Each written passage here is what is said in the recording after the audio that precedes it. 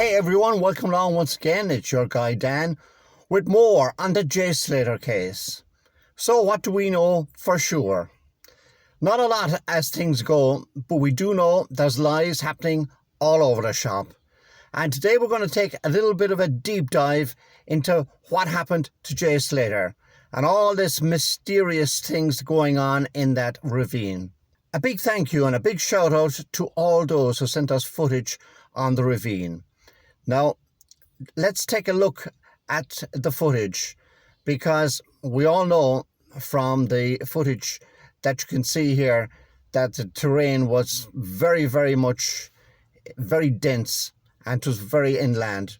Now, on top of all that, as you can see, we've had locals tell us personally, and we've had some tell us as late as today, that they cannot understand anyone that would go wandering off and go walking, no matter what time of day it was, especially into this dense terrain.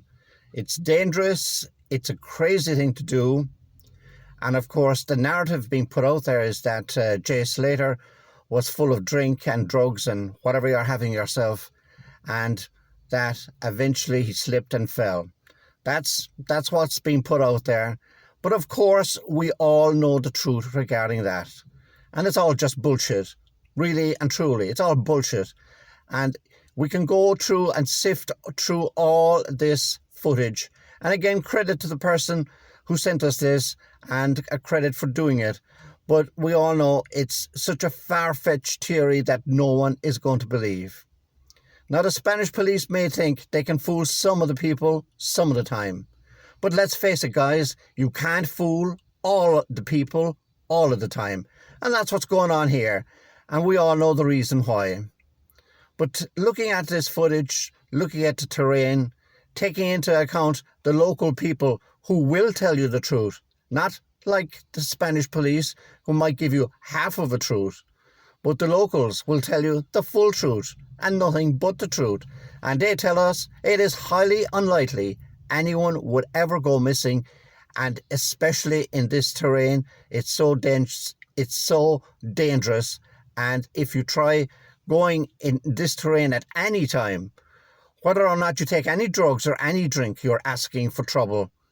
And we certainly do not believe 101% that Slater died in this ravine that's being portrayed, and the footage here does not exactly back it up.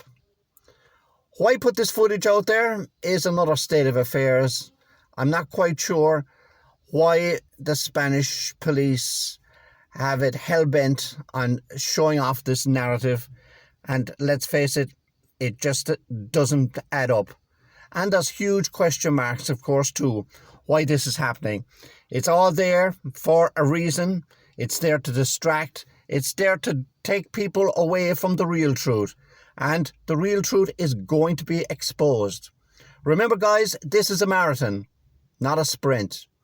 And lots of people have been jumping to conclusions, and everyone is entitled to their opinion. But at this point in time, we know for a fact that Slater did not die in no ravine.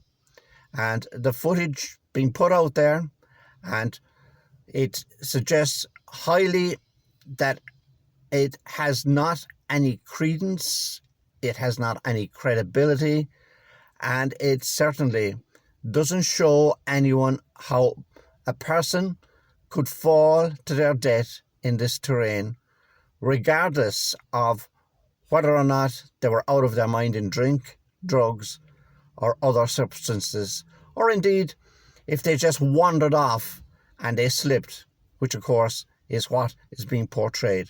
But we know the real story. We know what didn't happen. What we will find out, though, is what really did happen. We've got a grieving family with a son that they will be thinking about every day of their lives. While others will pay lip service, they have to deal with it day in, day out. Every memory, every day brings it all back. And it is not fair to the Slater family to not get justice. They do have to get justice, regardless of what happened to Jay Slater in the past and whatever he did or didn't do. That's for another day. We're not here to judge him. But let's say one thing and one thing only. If Jay Slater came from a rich family, and if the family had money, don't you think that would throw a different complexion to the case? What I'm saying is quite simply, when you have no money, when you come from a poor background, let's face it, there's not too many people that give a toss about you.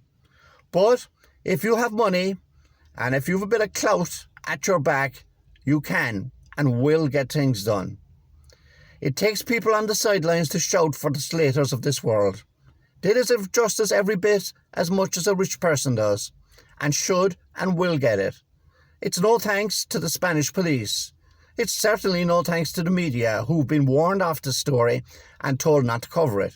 We've been told as late as this morning that the media have been told in no uncertain terms to not print another word about the Jay Slater case. That tells its own story, doesn't it? We'd also like to thank people, by the way, who've got in touch with us, both privately and through our email. Now, if you want to get in touch with us, it's absolutely no problem. We will take everything on board. We're not here to judge anyone. As I say, we're just here to get the truth for the Jay Slater family. That's the least that they deserve. If you want to get in touch confidentially, we'll put up the email again. Do use it. We will not quote you. It'll be absolutely confidential.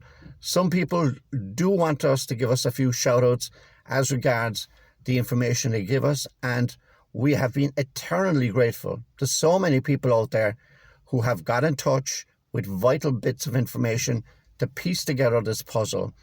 And a couple of people noting that we should mention are Ali and also Paula and Arctic Nick and some others who want to remain anonymous. And we can take all that on board. But we thank all of you for putting in tireless hours, and it is duly noted. So where do we go from here? The only concrete information we can tell you is, and you know this, and all the doubters know this, is that Jay Slater did not die in no ravine in Spain. He died elsewhere. That we'll take a deep dive into next time.